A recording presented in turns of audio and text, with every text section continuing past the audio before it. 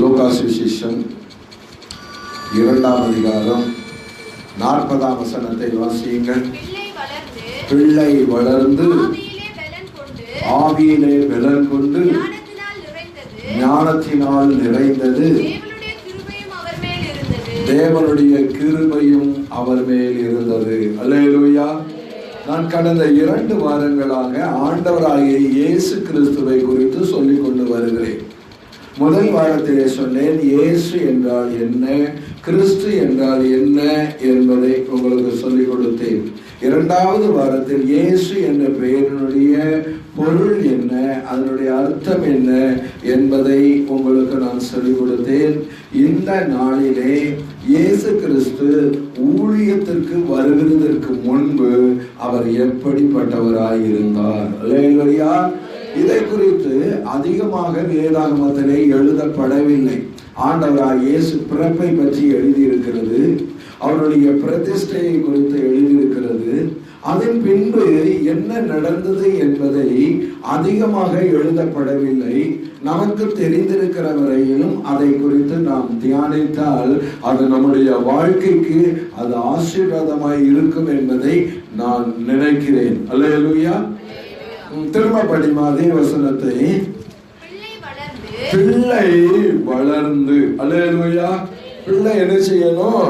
வளரணும். ஒரு குழந்தை கருவில் இருந்து பிறக்கிறது என்றால் பிறந்த குழந்தை அது குழந்தையாகவே இருக்கக்கூடாது, அந்த குழந்தை வளர வேண்டும்.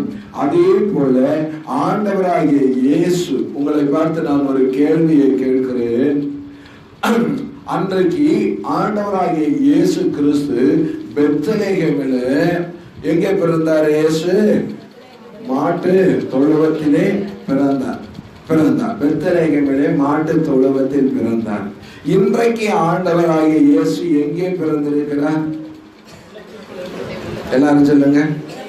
இயேசு பிறந்தார் உள்ளமதில் எங்கும் சாட்சிடுவோம். இயேசு பிறந்தார் உள்ளமதில் இதை எங்கும் சாட்சிடுவோம்.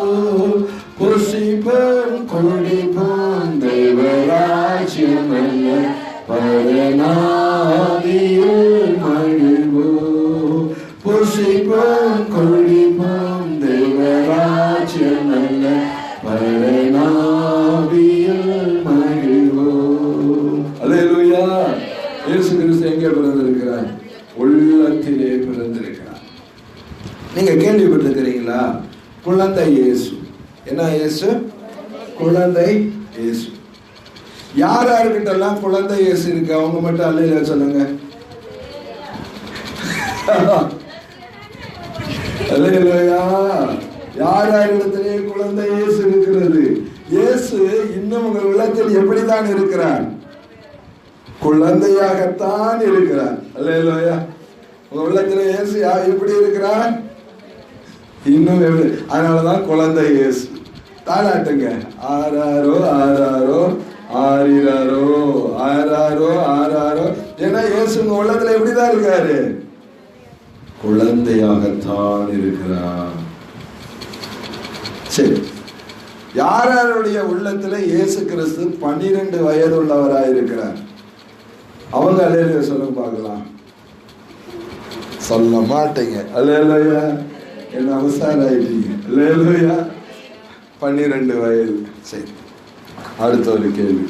யார் யாருடைய உள்ளத்துல இயேசு கிறிஸ்து பூர்ண புருஷனாகவும் ராஜாதி ராஜாவுமாய் இருக்கிறார்? அவங்க மட்டும் அல்லேலூயா சொல்லுங்க. அல்லேலூயா. இயேசு கிறிஸ்து உள்ளத்துல வந்து நம்ம பிறந்திருக்கிறார். இன்னும் அவர் நமக்கு என்னவா இருக்க கூடாது தெரியுமா? குழந்தையாகவே அவர் என்ன செய்யக்கூடாது? பார்க்க கூடாது. இன்னைக்கு அநேகர் இயேசுவை தன்னுடைய உள்ளத்திலே குழந்தையாகவே என்ன செய்கிறார்கள்? வைத்துக் கொண்டிருக்கிறார்கள். அப்படிதான் என்ன செய்யக்கூடாது? இருக்கக்கூடாது. உங்க உள்ளத்துல நான் ஒண்ணு சொல்றேன் பாருங்க. மரியாளுக்கு நமக்குள்ள வித்தியாசம் தெரியுமா? மரியாள் கிருபை பெற்றவர்கள், அருமையானவர்கள், அவர்கள் சிறந்தவர்கள். ஆனா மரியாளுடைய கர்ப்பத்துல தான் இயேசு பிறந்தார். ஆனா அதை விட விசேஷம் தெரியுமா? நம்முடைய உள்ளத்தில் என்ன செஞ்சிருக்காரு? இயேசு பிறந்திருக்கிறார். அல்லேலூயா. பிறந்திருக்காரு, நம்முடைய உள்ளத்துல பிறந்தார். மரியாளுடைய வயிற்றுல இயேசு கிறிஸ்து 10 மாதம் தான் இருந்தாரு. ஆனா நம்முடைய உள்ளத்துல இயேசு எவ்வளவு நாள் இருக்க போகிறார்? எத்தனை மாதங்கள்? நான் ஆயுள் முடியும் வரை, அல்லேலூயா, ஆயுள் முடியும் வரை இயேசு என்னுடைய உள்ளத்துலதான் இருக்க போகிறார். அல்லேலூயா. இதுதான் மேன்மை. இயேசு கிறிஸ்து நமக்கும் அவர்களுக்குள்ள மேன்மை. நான் உங்களுக்கு சொல்றேன், அன்றைக்கு மரியாளுடைய கர்ப்பத்தில் பிறந்த மாம்சத்தின்படி இயேசுவை கல்லறையில் அடக்கம் பண்ணினார்கள். ஆனால் உங்களுக்குள்ளும் எனக்குள்ள இருக்கிற இயேசுவை யாராலும் கல்லறையில் என்ன செய்ய முடியாது? அடக்கம் பண்ண முடியவே முடியாது. அல்லேலூயா, அல்லேலூயா. அந்த இயேசுவை நம் உள்ளத்தில் என்ன செய்து கொண்டிருக்கிறோம்? சுமந்து கொண்டிருக்கிறோம். அந்த இயேசுவை நம்முடைய உள்ளத்திலே வைத்துக் கொண்டிருக்கிறோம். அதுதாங்க மகிழ்ச்சி. அன்பான தேவனுடைய பிள்ளைகளே, இப்பொழுது நான் உங்களுக்கு சொல்லுகிறேன், அந்த ஆண்டவராகிய இயேசு கிறிஸ்து எப்படி வளர்ந்தாரோ அந்த இயேசு இன்றைக்கு நம்முடைய உள்ளத்திலே வளர்ந்து கொண்டே இருக்கணும். அல்லேலூயா. எப்படி என்ன செய்து கொண்டிருக்கணும்? வளர்ந்து கொண்டே இருக்கணும். அதுதாங்க கிறிஸ்தவ வளர்ச்சி. ஒரு நாள் ஒரு சகோதரி என்னை பார்த்து கேட்டார்கள், நம்முடைய திருச்சபைக்கு வருகிற ஒரு பிள்ளையை பார்த்து, பிரதர், அந்த பிள்ளை எங்க சர்ச்சுக்கு வந்திருக்காளே, அவன் வளர்ந்திருக்கிறாளா அப்படின்னு சொல்லி என்கிட்ட கேட்டாங்க. நான் அப்ப திடீர்னு கேட்டவுடனே எனக்கு ஒன்னும் யோசிக்க எனக்கு தெரியல.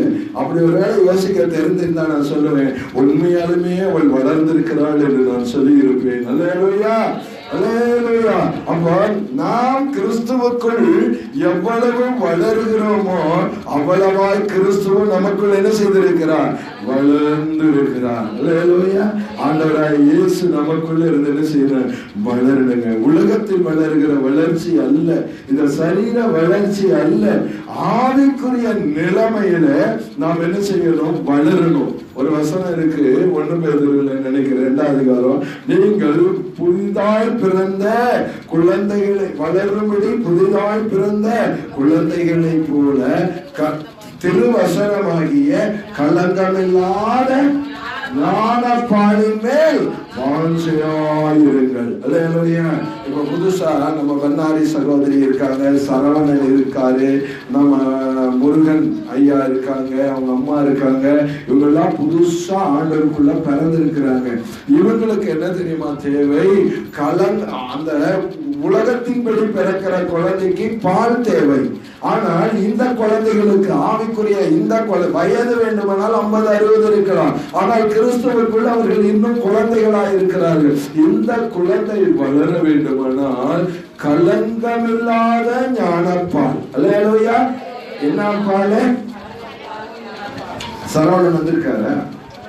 சரவணன் எந்த பால் தம்பி? கலங்கமில்லாத ஞானப்பால். அல்லேலூயா. கலங்க அந்த பால்ல கலக்க. இந்த உலகத்தில் இருக்கிற பால்ல கூட கலப்படம் இருக்காம். ஒரு ஆய்வுல கண்டுபிடிச்சிருக்காங்க. தாய்ப்பால்ல கூட விஷம் இருக்கிறது என்பதை கண்டுபிடித்திருக்கிறார்கள். ஏனென்று சொன்னால் நாம் விஷத்தை தானே சாப்பிட்டு கொண்டு இருக்கிறோம். அப்ப சுரக்கிற பால்ல மட்டும் விஷம் வராதா? அதனாலே தாய்ப்பாலில் கூட விஷம் இருக்கிறது. ஆனால் அந்த நம்ம கையில வச்சிருக்கிற இல்லையா அந்த பைபிள், இந்த வசனம், இந்த வசனத்துல விஷமே இல்ல. அல்லேலூயா. ஒரு கலக்கமே இல்ல, ஒரு கலங்கமே இல்ல. யாரு அந்த கலக்கத்தோடு, அதாவது யார் அந்த மாசோடு வருகிறார்களோ இந்த பைபிளை படிக்க படிக்க அவளுடைய கலக்கம் அந்த இதெல்லாம் என்ன செய்யறது தெரியுமா? அது மாறி போகிறதா இருக்கிறது. அல்லேலூயா, அல்லேலூயா. இப்ப வளரணும்னா ஒன்னே ஒண்ணு, நீங்க வேதத்தை படித்து கொண்டே இருங்கள். புரியுதோ புரியலையோ படித்து கொண்டே இருங்கள். ஒருவேளை படித்தும் புரியாவிட்டால் என்னிடத்தில் போன் செய்யுங்கள், என்னிடத்தில் கேளுங்கள், நான் உங்களுக்கு கற்றுக் கொடுக்கிறேன். அல்லேலூயா, இல்லாவிட்டால் ஆண்டவரிடத்தில் ஜெபியுங்கள். ஆண்டவர் உங்களுக்கு அந்த வசனத்தை ஆண்டவர் சொல்லிக் கொடுக்கிறவராயிருக்கிறார். ஆனால் நீங்கள் வளர வேண்டும். இயேசு கிறிஸ்து உங்களுக்குள்ள என்ன செய்யணும்? வளரணும்னா இந்த கலங்கம் இல்லாத அந்த ஞான பாலை என்ன செய்யணும்? குடித்து கொண்டே இருக்கணும். ஒரு குழந்தை ஒரு நாளைக்கு எத்தனை முறை பால் குடிக்கும்? பண்ணாரி சிஸ்டர் சொல்லுங்க, ஒரு நாளைக்கு ஒரு குழந்தை எத்தனை முறை பால் கொடுக்கும்? பசிக்கும் போது குடிக்கும். அது குடிச்சுக்கிட்டே இருக்குமா? அது என்ன செய்யும்? குடிச்சுக்கிட்டே இருக்குமா? அது குடிச்சுக்கிட்டே இருக்குமா? இதே மாதிரிதான் அதுக்கு பசி என்று சொன்னாலே என்ன தெரியுமா? வாஞ்சை. பசி என்றதுக்கு ஆவிக்குரிய அர்த்தம் எதுன்னா வாஞ்சை. அதே மாதிரி உங்களுக்கு வாஞ்சை வரும் பொழுதெல்லாம் நீங்கள் எதை படிக்க வேண்டும்? பைபிளை படிக்கணும். வாஞ்சை வரும்போதெல்லாம் எதை படிக்கணும்?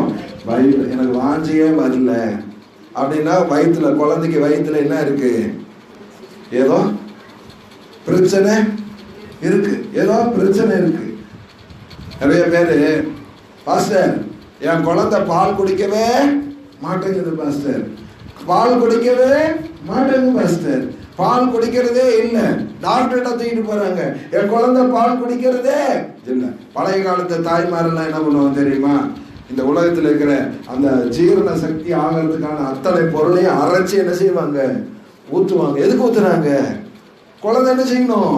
பசி எடுக்கணும், வாஞ்சை வரணும், தாகம் வரணும், தாகம் இருக்கணும். குழந்தைன்னா அழணும், குழந்தைக்கு தாகம் இருக்கணும், குழந்தைக்கு பசி இருக்கணும். குழந்தைக்கு எப்படி பசி இருக்கணும்னு நம்ம சொல்லுகிறோமோ அதே மாதிரி ஒவ்வொரு தேவனுடைய பிள்ளைகளுக்கும் பைபிளை படிக்க வேண்டும் என்கிற வாஞ்சை இருக்கணும். பால் குடிக்காத குழந்தை ஒரு நாளும் என்ன செய்யாது? வளரவே வளராது. இந்த பைபிளை படிக்காத ஒரு விசுவாசியும் வளரவே முடியாது. பைபிளை மட்டும் நீங்க படிக்கலைன்னா உங்க வாழ்க்கையில நீங்க வளர்ச்சி அடையவே முடியாது. வெறுமனே பிரசங்கத்தை மட்டும் கேட்டுக்கொண்டு போனால், நான் சில நேரங்களில் குழந்தைகளுக்கு ஏற்றபடி பிரசங்கம் பண்ணுவேன், சில நேரங்களில் முதியோருக்கு ஏற்றபடி பிரசங்கம் பண்ணுவேன், சில நேரங்களில் பாஸ்டர்களுக்கும் பிரசங்கம் பண்ணுவேன். அன்பான தேவனுடைய பிள்ளைகளை, பாஸ்டருடைய பிரசங்கத்தை உங்களுக்கு பண்ணினா நீங்கள் வாந்தி பண்ணி கொள்வீர்கள். அதனால எல்லா நேரங்களிலும் ஒரே மாதிரி இருக்காது. ஆனால் நீங்கள் வேதத்தை வாசியுங்கள். அல்லேலூயா, அல்லேலூயா. எல்லா நிலையிலும் சொல்லுங்க. அப்போ இந்த கலங்கம் இல்லாத இந்த ஞானப்பாலின் மேல் வாஞ்சையாயிருங்க. அப்பதான் நீங்க என்ன செய்ய முடியும் தெரியுமா? கர்த்தருக்குள் வளர முடியும். கர்த்தருக்குள் உங்களால வளர முடியும். வளரணும். ஆண்டவருக்குள்ள எவ்வளவு வளர்ந்திருக்கிறீங்கன்னு நீங்கள் என்ன செய்யுங்கள்? உங்களை நீங்கள் சோதித்து அறியுங்கள். இன்னொரு காரியத்தை நான் உங்களுக்கு சொல்றேன். கிறிஸ்துவுக்குள் வளர்ந்தவர்கள் யார், வளராதவர்கள் யார்? நான் இது உண்மையாலுமே எடுக்கல, ஆனா இப்ப ஞாபகத்துல வந்ததுனால வேற இடத்துல எடுக்கலான்னு வச்சிருந்தேன். ஆனால் இந்த இடத்துல நான் உங்களுக்கு சொல்லியிருந்தேன். கிறிஸ்துவுக்குள் வளர்ந்தவர்கள் யார், வளராதவர்கள் யார், அதற்கான காரியம் என்ன என்பதை நம்ம இப்ப பார்க்க போறோம். 1 கொரிந்தியரின் புஸ்தகம் 3ஆம் அதிகாரத்தை எடுத்துக்கொள்ளுங்கள். 1 கொரிந்தியர் 3ஆம் அதிகாரம் முதல் வசனத்தை வாசியுங்கள். மேலும் சகோதரரே, நான் உங்களை ஆவிக்குரியவர்கள் என்று எண்ணி பேச. பாருங்க, கொரிந்து சபை ஒரு சர்ச்சு, கொரிந்து பட்டணம். அந்த கொரிந்து சபையை உருவாக்குனது யாரு? பவுல் எவ்வளவு வல்லமையான ஊழியக்காரர். போய் சுவிசேஷம் சொல்லி சொல்லி சொல்லி அவர்களை இயேசுவிடத்தில் கொண்டு வந்து ஒரு சபையை உருவாக்கினார். ஆனால் அந்த சபையில இருந்தவர்கள் எல்லாரும் எப்படிப்பட்டவர்களா இருந்தார்கள்? இல்லையா, ஆவிக்குரியவர்கள் என்று எண்ணவே முடியலையா? ஆவிக்குரியவர்கள் என்று எண்ணவே முடியல, ஆவிக்குரியவர்கள் என்று நினைக்கவே முடியல. 2 பிரசங்கம் உண்டு உலகத்துல. ஆவிக்குரியவர்களுக்காக பிரசங்கிக்கப்படுகிற பிரசங்கம், இன்னொன்னு மாம்சத்துக்குரிய கிறிஸ்தவர்களுக்காக பண்ணப்படுகிற பிரசங்கம். அல்லேலூயா.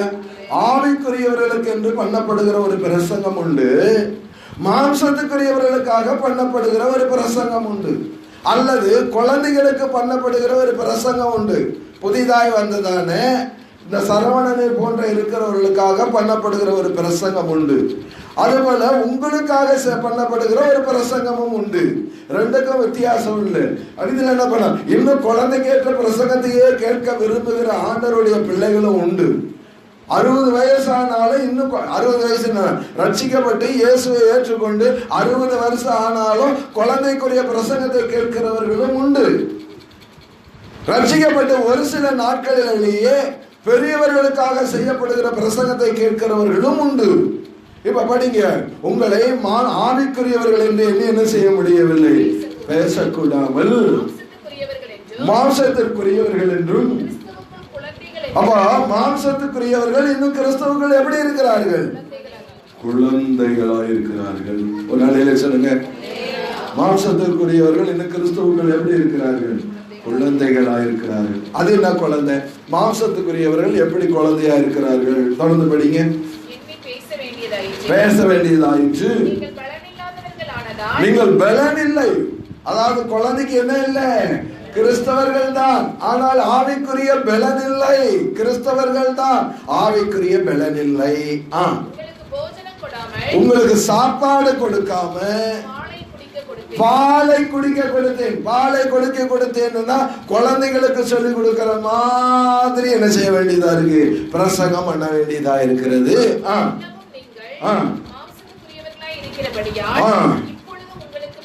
மாம்சத்துக்குரியவர்களா இருக்கிறதுனாலதான் நீங்க பலன் அடையாம இருக்கிறீங்க. இன்னும் மாம்சத்தின்படியே யோசிக்கிறீங்க, இந்த உலகத்தின்படியே சிந்திக்கிறீங்க, இந்த உலகத்தின்படியே நடக்கிறீங்க. தொடர்ந்து படிங்க. பொறாமை, யார் யாருக்குள்ள கிறிஸ்தவங்களுக்குள்ள பொறாமை இருக்கோ அவங்க இன்னும் குழந்தை. யார் யாருக்குள்ள எல்லாம் பொறாமை இருக்கோ அவங்க இன்னும் கிறிஸ்தவர்கள் எப்படி இருக்கிறாங்க, பொறாமை. ஞானசேகர் பாஸ்டரா, அவரு இவ்வளவு அழகா பாடுறாரா, இனிமேல் அவரை பாடுறதுக்கு என்ன செய்யக்கூடாது விட. அப்படி என்று நான் நினைத்தால் இன்னும் நான் கிறிஸ்தவர்கள் எப்படி இருக்கிறேன், குழந்தையா இருக்கிறேன். அப்படிதானே பாஸ்டர்? கவனிக்கல நீங்க. அல்லேலூயா. அவர் ஏதோ ஒரு கவலையில் இருக்கார், மகளுக்கு உடம்பு சரியில்லைன்னு கவலை போல இருக்கு. அல்லேலூயா. அதாவது இன்னும் அழகா பாடுறாருன்னு நான் பயன்படுத்தினா நான் கிறிஸ்துவுக்குள் வளர்ந்திருக்கிறேன். அழகா பாடுறாரு அப்படின்னு நான் வேற மாதிரி யோசித்தேன், ஆனால் இன்னும் நான் குழந்தையா இருக்கிறேன். என்னை விட நல்லா பிரசங்கம் பண்றாரா, இனிமே பிரசங்கத்தையே விடக்கூடாதுன்னா நான் இன்னும் கிறிஸ்தவர்கள் எப்படி இருக்கிறேன், குழந்தையா இருக்கு. பாஸ்டர் இன்னும் நல்லா பண்ணுங்க பாஸ்டர் அப்படின்னு நான் சொல்லுவேன், ஆனால் கிறிஸ்தவுக்குள் நான் என்ன செய்திருக்கிறேன், வளர்ந்திருக்கிறேன். பொறாமை. அடுத்து படிங்க. வாக்குவாதம். யாரெல்லாம் ஒருத்தர் சொல்றது சரியில்லைன்னு வாக்குவாதம் பண்றீங்களோ இன்னும் நீங்க கிறிஸ்தவுக்குள் எப்படி இருக்கிறீர்கள், குழந்தைகளாய் இருக்கிறீர்கள். நோவா மிட்டாய்க்கு அடை பண்ணலாம், ஆனா சூர்யா பண்ணலாமா, வாக்குவாதம் பண்ணலாமா, பண்ணக்கூடாது. அல்லேலூயா. அவன் பண்ணலாம், அதுக்காக பண்ணிட்டே இருக்காது. அல்லேலூயா. அவன் பண்ணலாம், ஆனா கிறிஸ்துவுக்குள் வாக்குவாதம் இருக்கக்கூடாது. அடுத்தது பேதங்கள், அறியாமை. அறியாமையில இன்னும் இருக்கக்கூடாது. அடுத்தது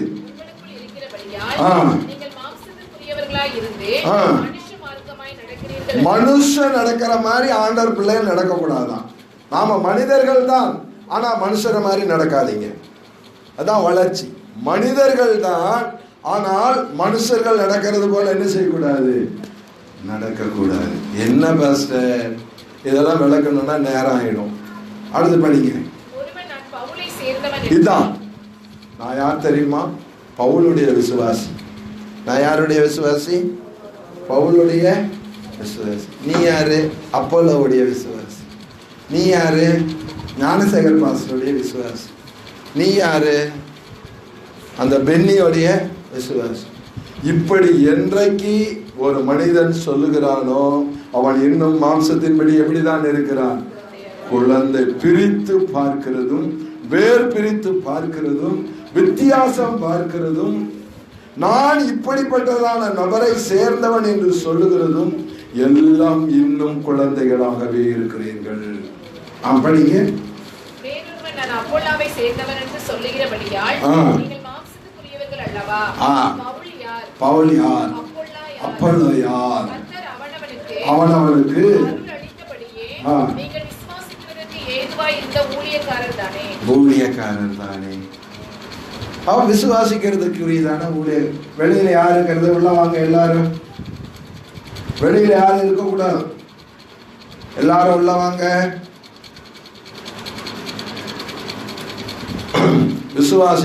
விசுவாசிக்கிறது அந்த ஊழியர்காரர்கள் தானே. சரி, இப்ப போங்க. இந்த வளர்ச்சியை பார்த்தனா மீதி எல்லாம் பார்க்க முடியாது. இப்ப ஆரம்பத்துல படித்ததான அந்த வசனத்தை வாசிங்க. லூக்கா 6:6. பிள்ளை வளர்ந்து ஆவியிலே பலன் கொண்டது. அல்லேலூயா. இயேசு கிறிஸ்து வளர்ந்து எதிலே பலன் கொண்டார்? ஆவியில பலன் கொள்ளணும். நீங்களும் உண்மையாலுமே உங்களை வளர்ச்சி அடைந்திருந்தால் நீங்க ஆவியில பலன் கொள்ளணும். அல்லேலூயா. மாம்சத்தில் பலன் கொள்ளுவது அல்ல, ஆவியின் பலன் இருக்கு. சரீரம் வேண்டுமானால் சோர்ந்து போய் இருக்கலாம், ஆனால் ஆவி ஒரு நாள் என்ன செய்யக்கூடாது? சோர்ந்து போகக்கூடாது. அல்லேலூயா. வாலிபரும் இடறி விழுவார்கள், இளைஞரும் இளைப்படைந்து சோர்ந்து போவார்கள். கர்த்தருக்கு காத்திருக்கிறவர்கள் புது பலன் அடைந்து கழுகளை போல சிட்டையில் அடித்து எழும்புவார்கள். அல்லேலூயா. வாலிபர்களுடைய மனசு கூட சோர்ந்து போயிடும். இளைஞர்களுடைய மனசு கூட சில பிரச்சனைகளை பார்த்த உடனே சோர்ந்து போயிடும். எலியா தீர்க்கதரிசியை போல சோர்ந்து போயிடும். ஆனா கர்த்தருக்கு காத்திருக்கிறவர்கள் எத்தனை பிரச்சனை வந்தாலும் அவங்களுடைய மனம் என்ன செய்யாது? சோரவே சோராது. அல்லேலூயா. அல்லேலூயா. சொல்லுங்க. சோர்ந்து போகாதே,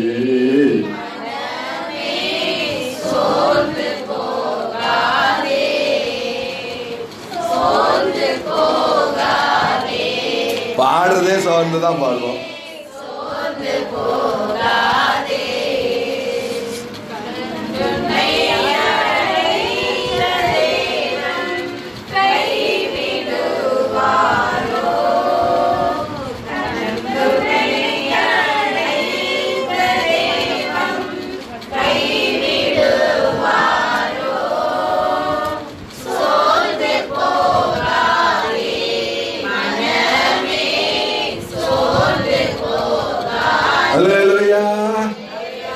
ஏங்க எதுக்கு சோர்ந்து போறோம்? எல்லாரும் கைவிட்டாங்கன்னு தான் நம்ம சோர்ந்து போறோம். எல்லாரும் கைவிட்டாங்கன்னு தானே சோர்ந்து போறீங்க. ஆனா இந்த பாட்டுல என்ன சொல்லிருக்கு? உங்களை கண்டு உங்க கைய பிடிச்சவர் உங்களை கை விடவே மாட்டார். அதனால நீங்க என்ன செய்யாதீங்க? சோர்ந்து போகாத மனமே. எல்லாரும் கை விட்டுட்டாங்களா? ஆனா ஒரே ஒருத்தர் மட்டும் கையை என்ன செஞ்சுட்டு இருக்காரு? பிடிச்சுக்கிட்டே இருக்காரு. அவர் மட்டும் என்னைக்குமே என்ன செய்ய மாட்டாரு? விடவே மாட்டார். அல்லேலூயா. எவ்வளோ அவங்க போயிட்டாங்கன்னு கவலைப்படாதீங்க, இவங்க போயிட்டாங்கன்னு கவலைப்படாதீங்க, இந்த காரியம் நடக்கலன்னு கவலைப்படாதீங்க, அந்த காரியம் நடக்கன்னு கவலைப்படாதீங்க.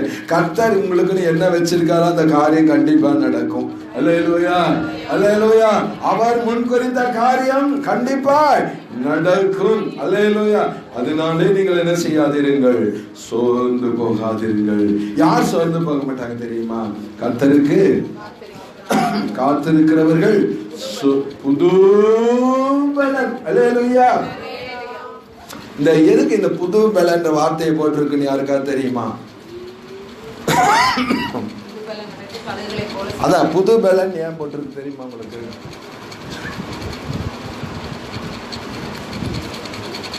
நானே சொல்றேன். காலையில சாப்பிட்டேன், 12 மணி ஆன உடனே நல்ல ஸ்ட்ரென்த் வந்துச்சு. காலையில சாப்பிட்டேன் 8:30 மணிக்கு போய் நல்லா வேலை செஞ்சேன். பாத்திரம் கழுவுறேன், அதை பண்றேன், இதை பண்றோம், வெட்டணும், மரத்தை வெட்டணும்.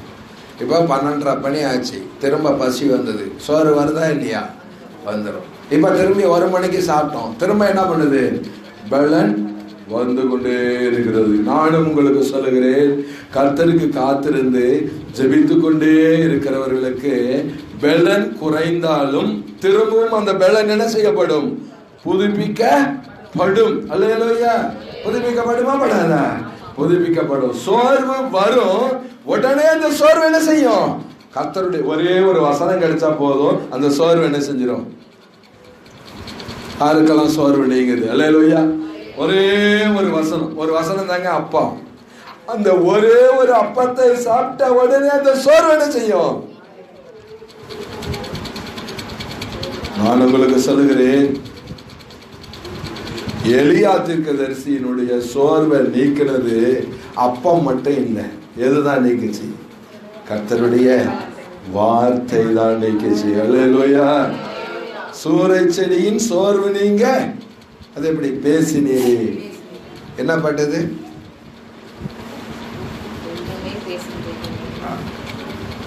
சூரை செடியின் சோர்வு நீங்க பேசினீரே. அல்லேலூயா.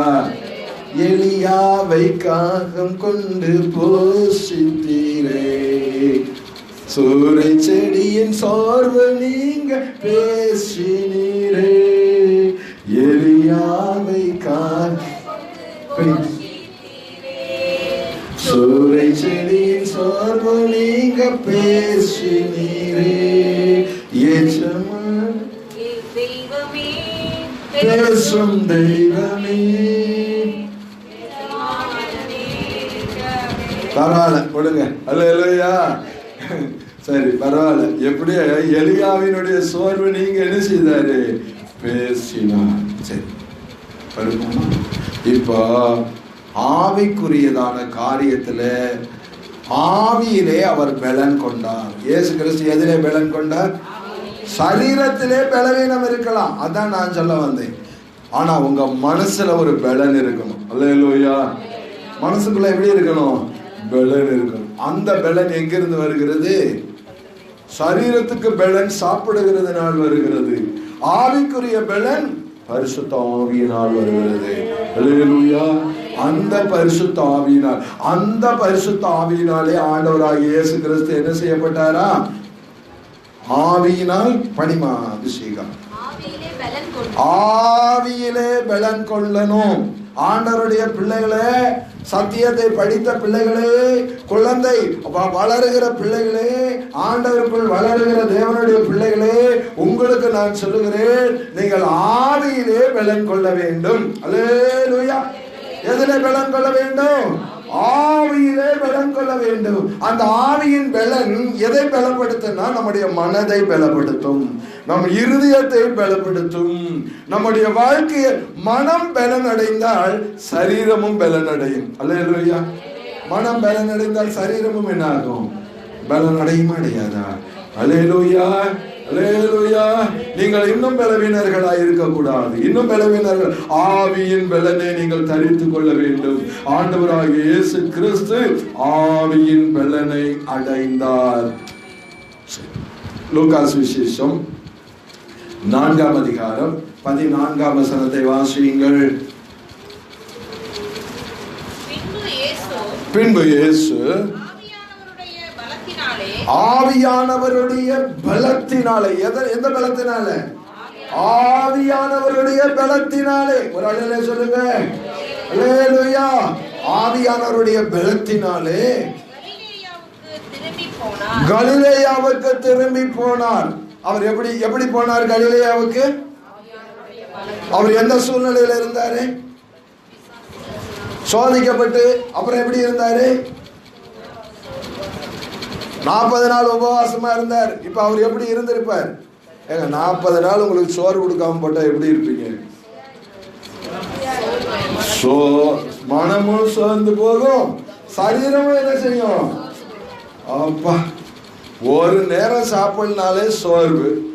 ஞாயிற்றுக்கிழமை காலையில சாப்பிட்றது இல்லை. அது 1 வாரம் 2 வாரம் சாப்பிட்டு பார்த்தா அதுக்கப்புறம் சாப்பிட டைமும் இல்லை, விட்டுட்டு. ஏன்னா இந்த சுகர் இருக்கிறதுனால. இந்த இதுக்கே ஆராதனை முடிச்ச உடனே அடிச்சு போட்ட மாதிரி டயர்ட் ஆயிடுது.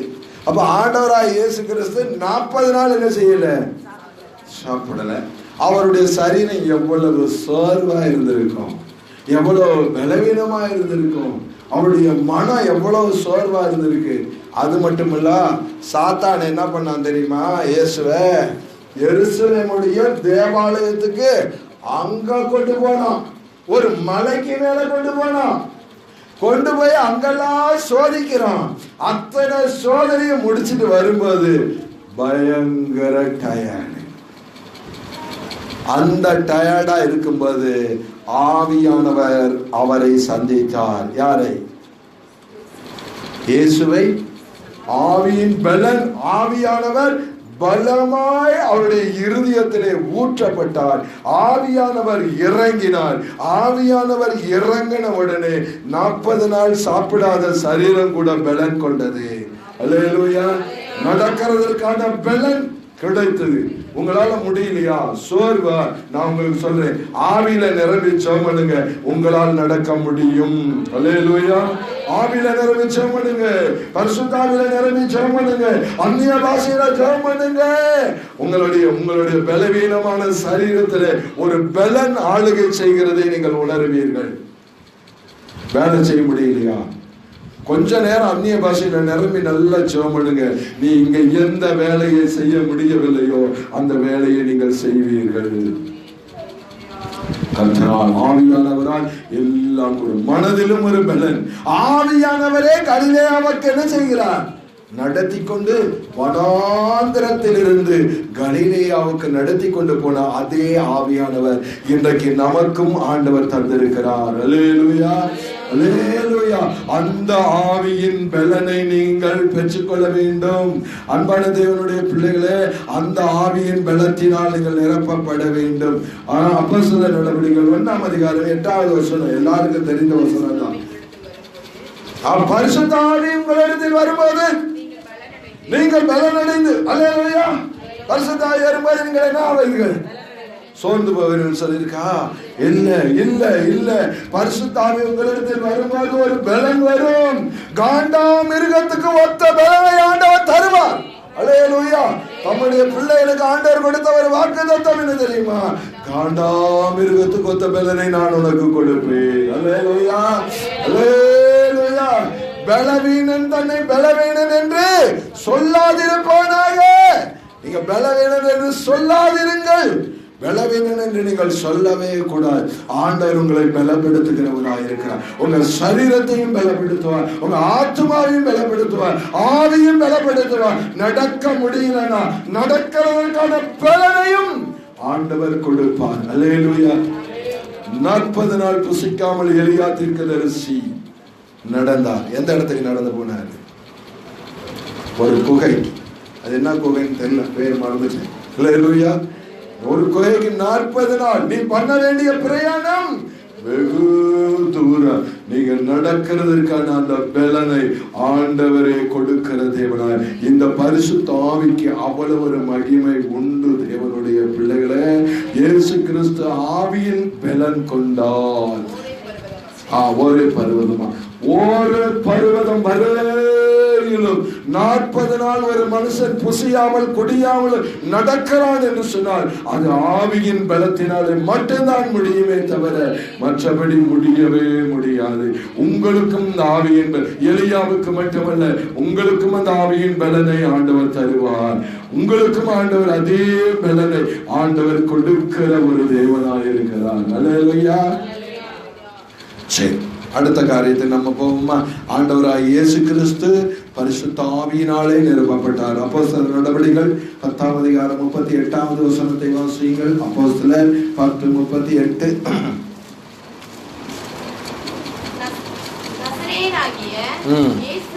இயேசுவை பரிசுத்த ஆவியினாலும் வல்லமையினாலும் அபிஷேகம் பண்ணினார். அல்லேலூயா. இயேசுவை எதனால் அபிஷேகம் பண்ணினாரு? பரிசுத்த ஆவியினாலும் வல்லமையினாலும் அபிஷேகம் பண்ணினார். படிமாடுத்தது. தேவன் அவருடனே கூட இருந்தபடியினாலே அவர் நன்மை செய்கிறவராயும் யாவரையும் குணமாக்குகிறவராய் சுற்றி திரிந்தார். ஒரு அல்லேலூயா சொல்லுங்க. இப்ப சொல்றேன், இந்த பரிசுத்த ஆவியை நம்ம பெற்றுக்கொண்டால் நமக்குள்ள ஒரு பலன் வரும், ஒரு வல்லமை வரும். அந்த ஆவியின் வல்லமை இருந்தால், அந்த பரிசுத்த ஆவியின் வல்லமை இருந்தால் நாம் நன்மை செய்வோம். அல்லேலூயா. என்ன செய்வோம்? நன்மை செய்வோம். நன்மை செய்கிறது மட்டும் இல்ல, அங்க போட்டிருக்கு பிசாசுடைய வல்லமையில் அகப்பட்ட யாவரையும் குணமாக்குவோம். அல்லேலூயா. ஐயா, என்ன மந்திரம் பண்ணிட்டாங்க ஐயா, எனக்கு புள்ளி சூனியம் வச்சுட்டாங்க ஐயா, என் வீட்டுல நான் தூங்க முடியல ஐயா, என் வீட்டுல என்னால உட்கார முடியல ஐயா. கவலையே படாதீங்க தேவனுடைய பிள்ளையே, நீ அந்த வீட்டுக்குள்ள காலடி எடுத்து வச்சாவே அந்த வீட்டுல இருக்கிற பிசாசு என்ன செய்ய தெரியுமா? ஓடும். அல்லேலூயா. ஏன் தெரியுமா? நீ பரிசுத்த ஆவியின் வல்லமையினால் என்ன செய்யப்பட்டு இருக்கிறாய்? நிரப்பப்பட்டு இருக்கிறபடினாலே. பிசாசின் வல்லமையில் எவன் அகப்பட்டு அல்லது கூனியாகவோ பலவீனனாகவோ அல்லது பில்லி சூனியத்தினாலேயோ எதினாலே பாதிக்கப்பட்டாலோ உன் பக்கத்துல நீங்க அவங்க பக்கத்துல போனாவே, நீங்கள் அவர்கள் அருகிலே போனாலே உங்க வல்லமை அவர்கள் மேல் கடந்து போய் அவர்களை பிசாசு பிடியிலிருந்து நீங்கள் விடுதலையாக்குவீர்கள். அல்லேலூயா. இதாங்க தேவனுடைய வல்லமை. இதுதான் ஆவியின் பலன். ஆண்டவராகிய இயேசு ஆவியின் பலத்தினாலே நிரப்பப்பட்டிருந்தார். அதனாலதான் பிசாசுகளும் அவரை கண்டு என்ன செய்தது? பயந்து நடுங்கினது. பிசாசுகளும் பயந்து நடுங்கினது. நான் உங்களுக்கு சொல்லுகிறேன், நீங்கள் பிசாசுக்கு பயப்பட வேண்டாம். உங்களை கண்டுதான் பிசாசு என்ன செய்யணும்? நடுங்கணும். அல்லேலூயா. நேற்று காத்திருப்பு கூட்டத்துல அதான் சொன்னேன். நிறைய கிறிஸ்தவர்கள் இன்னைக்கு என்ன செய்யறாங்க தெரியுமா? பிசாசின் சேனையை கண்டு நடுங்கி கொண்டிருக்கிறார்கள். தேவனுடைய பிள்ளைகளே, பிசாசு உங்களை கண்டு நடுங்குகிறது என்பதை நீங்கள் மறந்து போய்தான் நீங்க பிசாசை கண்டு நடுங்குகிறீர்கள். பிசாசின் சேனையை கண்டு நடுங்குகிறீர்கள். மந்திரவாதத்தை கண்டு நடுங்குகிறீர்கள். மந்திரவாதியை உங்க வீட்டுக்குள்ள வந்து உட்கார்ந்து மந்திரம் பண்ணினாலும் அவன் அலறி ஓடணுமே தவிர நீங்க அலற தேவையே இல்லை. அல்லேலூயா. அல்லேலூயா. நான் ஒன்றை சொல்லுகிறேன், உண்மையாலும் பரிசுத்த ஆவியை பெற்ற தேவனுடைய பிள்ளை நடு ராத்திரியிலே சுடுகாட்டிலே கூட உட்காருவார்கள். உலகத்தில் பெற்ற ஆவியை பெற்றிருக்கிற மனுஷன் இப்படி செய்வானானால், அன்பான தேவனுடைய பிள்ளைகளை, பரிசுத்த ஆவியை பெற்று நம்முடைய அதாங்க ஆவிக்குரிய வளர்ச்சி. அதான் ஆவிக்குரிய வளர்ச்சி. நான் எதற்கும் என்ன செய்ய தேவையில்லை. பிசாசின் பிடியில் எவன் அகப்பட்டு இருக்கிறானோ அவர்களை குணமாக்கக்கூடிய வல்லமை இந்த பரிசுத்த ஆவியினால் உண்டானது. இந்த வல்லமையினால் நீங்கள் என்ன செய்யணும் தெரியுமா?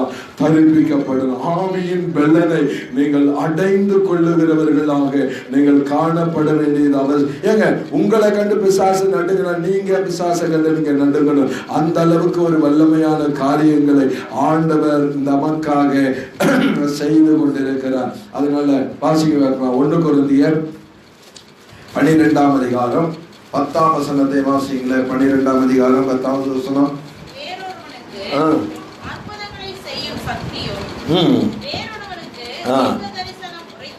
எதனால வேறு அந்த வசனத்தை படிங்க.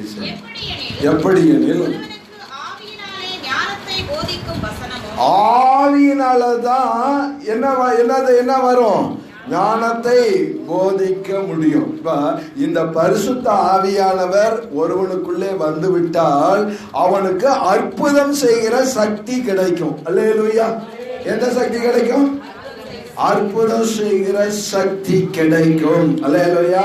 அல்லேலூயா.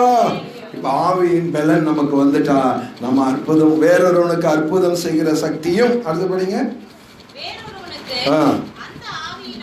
அந்த ஆவியினாலேயே அறிவை மற்றவங்களுக்கு புத்தி சொல்லி கொடுக்கிற அளவுக்கு அந்த ஆவியானவர் இருப்பார். விசுவாசமும் குணமாக்கும் வரம். அல்லேலூயா.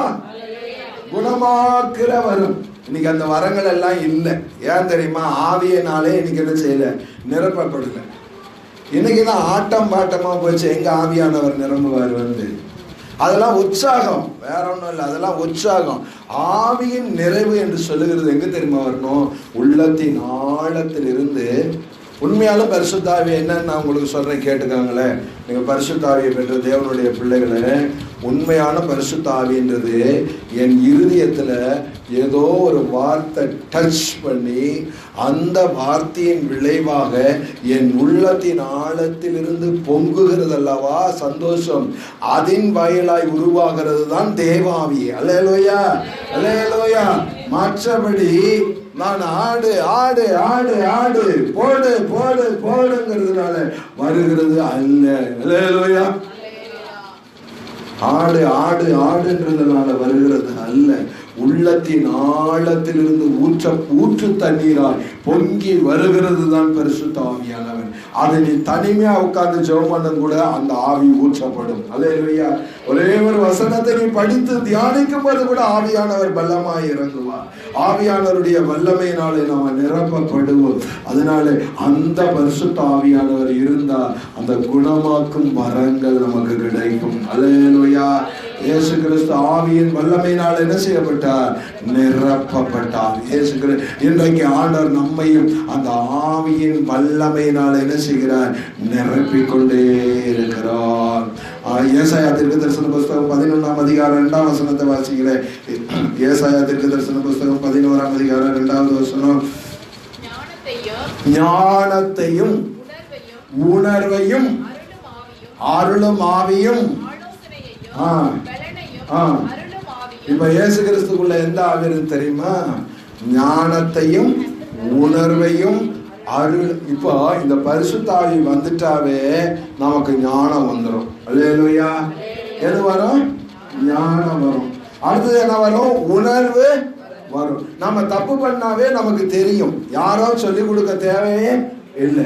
அதான் அந்த உணர்வுள்ள இருதயம், அந்த உணர்வுள்ள இருதயம். இந்த ஆவியினாலே ஆண்டவராகிய இயேசு கிறிஸ்து நிரப்பப்பட்டார். அல்லேலூயா. இந்த ஆவியினாலே ஆண்டவராகிய இயேசு என்ன செய்யப்பட்டார்? நிரப்பப்பட்டார். அந்த உணர்வுள்ள ஆவியினாலே நிரப்பப்பட்டார். அந்த உணர்வுள்ள ஆவியினாலே ஆண்டவராகிய இயேசு நிரப்பப்பட்டது போல ஆண்டவருடைய பிள்ளைகளே, நீங்களும் அந்த உணர்வுள்ள ஆவியினாலே நீங்கள் என்ன செய்யப்படணும்? நிரப்பப்படும். அப்படி நீங்கள் நிரப்பப்பட்டால் நீங்கள் குழந்தைகளாய் என்ன செய்ய மாட்டீர்கள்? இருக்க மாட்டீர்கள். பலவீனராக நீங்கள் இருக்க மாட்டீர்கள். பலசாலிகளாக நீங்கள் இருப்பீர்கள். பலசாலிகளாய் இருப்பீர்கள். ரோமருக்கு எழுதின நிருபம் 15ஆம் அதிகாரம் 3ஆம் வசனத்தை வாசியுங்கள். இல்ல 13ஆம் வசனத்தை வாசியுங்கள். பரிசுத்த ஆவியின் பலத்தினாலே பாருங்க, நம்பிக்கை எப்பங்க வரும்? இல்ல, நம்பிக்கை வசனத்தை கேட்கும் போதே என்ன செஞ்சிடும்?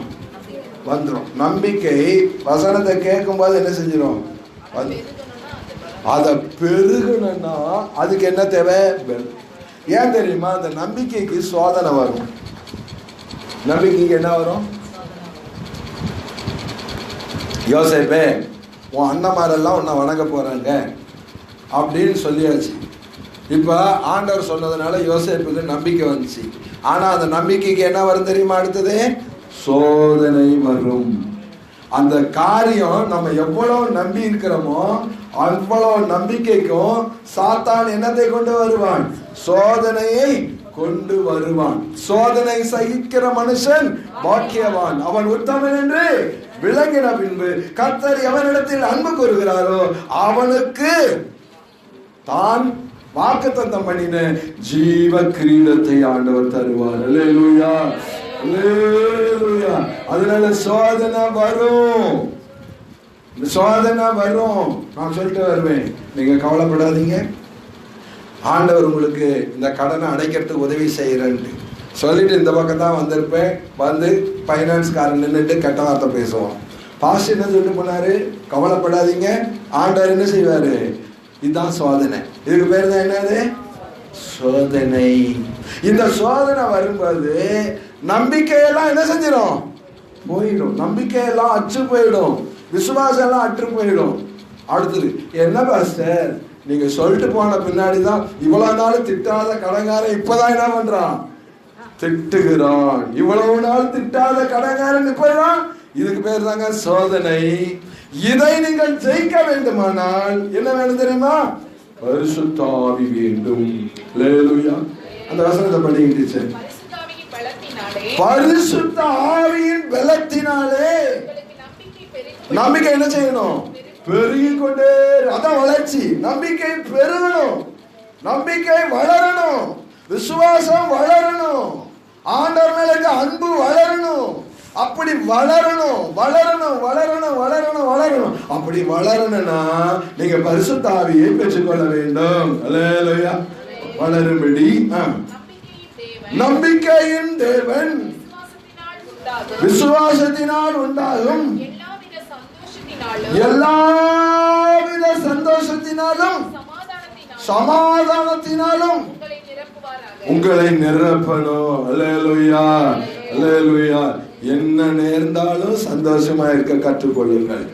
எந்த நிலைமையிலும் மனரம்யமா இருக்க கற்றுக்கொண்டேன். வாழ்ந்திருக்கவும் தெரியும், தாழ்ந்திருக்கவும் தெரியும், பசியா இருக்கவும் பட்டினியா இருக்கவும் குறைவுபடவும் நிறைவுபடவும் நான் கற்றுக்கொண்டேன். அல்லேலூயா. அல்லேலூயா. இதுதான் ஊழியத்துல அனுபவம், இதுதான் விசுவாச வாழ்க்கையில அனுபவம். பசியா சோத்திர சோத்திர சோத்திர அதையும் கற்றுக்கொள்ளுங்கள். நல்லா திருப்தியா இருக்கணுமா? சோத்திர சோத்திர அதையும் கற்றுக்கொள்ளுங்கள். வாழ்ந்திருக்கவும் தெரியணும், தாழ்ந்திருக்கவும் தெரியும். அதாங்க பரிசுத்த ஆவியானவருடைய வேலை. அத்திமரம் தொழில் விடாமல் போனாலும் அல்லேலூயா அல்லேலூயா. ஏற்ற காலத்துல அத்திமரம் விவசாயம் என்ற விவசாயிக்கு துளிர் விட வேண்டிய காலத்துல அத்திமரம் துளிர் விடாமலேயே இருந்தால் கவலை வருமா வராதா? என்ன ஆண்டவரே, என்ன ஏசப்பா, இந்த மரம் துளிர் விடவே இல்லையே, எப்படி ஆண்டவரே? துளிர் விடலையா?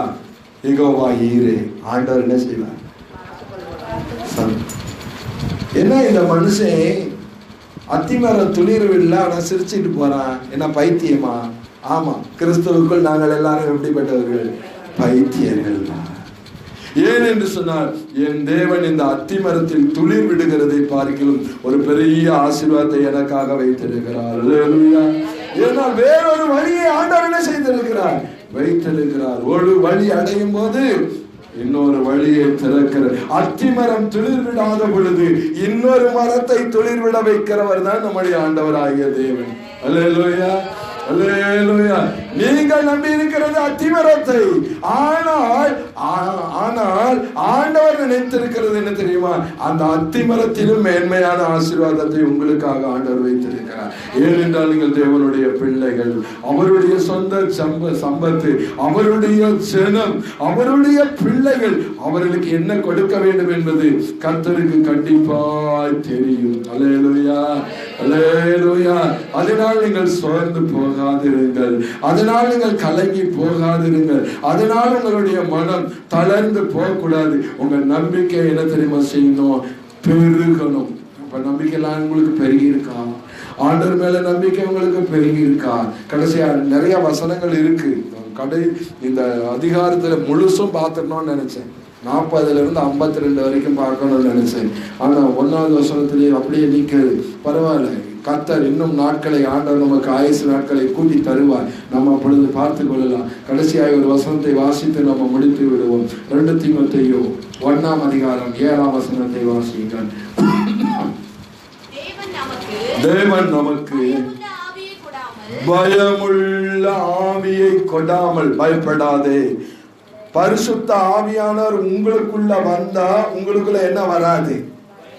பயமே வராது. பயப்பட மாட்டேன், பயப்பட மாட்டேன், பயப்பட மாட்டேன், நான் பயப்பட மாட்டேன். இயேசு என்னோடு, இயேசு என்னோடு. அதனால நம்ம என்ன செய்ய மாட்டோம்? பயப்பட மாட்டோம். பரிசுத்த ஆவியானவர் நமக்குள்ளே வரும்போது நமக்கு பயமுள்ள ஆவியை ஆண்டவர் என்ன செய்யல? கொடாமல். பயமுள்ள ஆவியை கொடுக்கல. பயப்படாதே. அதனால் நீங்கள் பயப்படாதிருங்கள், பயப்படாதிருங்கள். எதற்கும் யாருக்கு பயம் வராதுன்னா, பரிசுத்த ஆவியை பெற்றவர்களுக்கு என்ன வராது? பயம் வராது. அல்லேலூயா. பயமுள்ள ஆவியை கொடாமல். படிமா. பலமும், பயங்கரமான பலமும் அன்பும் அதாவது பயப்படுற சூழ்நிலை வருதுன்னு வச்சுக்கோங்களேன், அந்த இடத்துல அதுல இருந்து தப்புறதுக்கு நமக்கு ஒரு தெளிந்த புத்தி இருந்துச்சுன்னா எவ்வளவு பயங்கரமான காரியம்னா கூட என்ன செஞ்சிடலாம். தப்பிக்கலாமா? தப்பிக்க முடியாதா? தப்பிக்கலாம். ஒரு சம்பவம் ஞாபகத்துக்கு அது முடிக்கலான்னு நினைச்சேன், சொல்லிடலான்னு ஆசைப்படுறேன். ஏற்கனவே ஒரு நாள் பிரேயர்ல சொன்னேன், யூடியூப்ல கேட்டதுதான். 4 வாலிப பிள்ளைகள் வேலூர் பக்கம் வீடு வாடகை எடுத்து தங்கியிருக்காங்க. அப்போ என்ன செஞ்சாங்கன்னா, ராத்திரியில் எப்படி தூங்கினாங்களோ தெரியல, 4 ஃபோனையும் ஒரு திருடன் வந்து திருடிட்டு போயிட்டான். கடைசியாக என்ன பண்ணாங்க, ஒரு ஃபோனை மட்டும் ஆன் பண்ணான். ஒரு பொண்ணு பேசியிருக்கான். அவன் ஃபோனை எடுத்தவன் என்ன பண்ணான்னா, உனக்கு ஃபோன் வேணும்னா நீ அட்ஜஸ்ட் பண்ணிக்கணும்னா. என்ன வேணும் சொல்ல தெரியல. கொஞ்சம் நேரம் கழித்து ஃபோன் பண்ணி, சரி நீ சொன்ன மாதிரியே செய்கிறேன், நீ வா அப்படின்னு. அதெல்லாம் நிறைய விளக்கமாக வந்துச்சு, வேண்டாம் நேரம் இல்லை. அப்புறம் அவன் யோசிச்சிருக்கான். யோசித்தோடனே இவன் என்ன பண்ணிட்டான்னா, அவனை லவ் பண்ணுற மாதிரி, வா போ, எப்போ வருவேன், உனக்காக காத்துட்ருக்கிறேன் அப்படின்னு எல்லாம் கூப்பிட்டாலாம். கூப்பிட்டு இவனை என்ன செஞ்சுருக்கான், வந்திருக்கான். வந்த உடனே வா அப்படின்னு கூட்டிகிட்டு போய் பாத்ரூம்குள்ளே விட்டு ஒரு அடைச்சிட்டாலாம். அடைச்சிட்டு இப்போ ஊர் பக்கத்தில் இருந்தவங்கலாம் என்ன செஞ்சுட்டாங்க, ஒன்றா வந்துட்டாங்களாம். வந்து பிடிச்சி அவங்ககிட்ட இந்த 4 செல்ஃபோனை பிடிங்கி அடிச்சு அவனை எங்கே போட்டாங்க, ஜெயிலில் போட்டாங்களாம். அல்லேலூயா.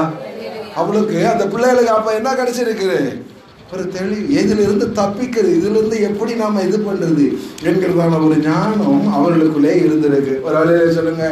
இதே போல தேவனுடைய பிள்ளைகளே, நமக்கு ஒரு தீங்கு வருகிறது, ஒரு பயப்படுற காரியம், எனக்கு பயப்படுகிற காரியம் வரும் பொழுது ஆண்டவராகிய தேவன் தம்முடைய பிள்ளைகளுக்கு ஞானத்தை கொடுத்து அதிலிருந்து தப்புவிப்பார். அல்லேலூயா. தப்புவிப்பாரா? தப்புவிக்க மாட்டாரா? துன்மார்க்கனுக்கு தான் பயப்பட காரியம் பூசல் போல என்ன செய்யும், வரும். ஆண்டவருடைய பிள்ளைகளுக்கு அப்படி வந்தால் கர்த்தர் அந்த இடத்திலே நமக்கு ஞானத்தை கொடுத்து அந்த இடத்தில் இருந்து பேதையா இருந்தாலும் திசை கெட்டு போவதில்லை. அல்லேலூயா. தேவன் நமக்கு பயமுள்ள ஆவியை கொடாமல் பலமும் அன்பும் தெளிந்த புத்தியும் உள்ள ஆவியை கொடுத்திருக்கிறார். அந்த ஆவியின் பலனை நாம் தரித்துக் கொள்ள வேண்டும். கர்த்தர் அந்த ஆவியினால் நம்மை நிரப்புவாராக. எல்லாரும் சொல்லுங்க.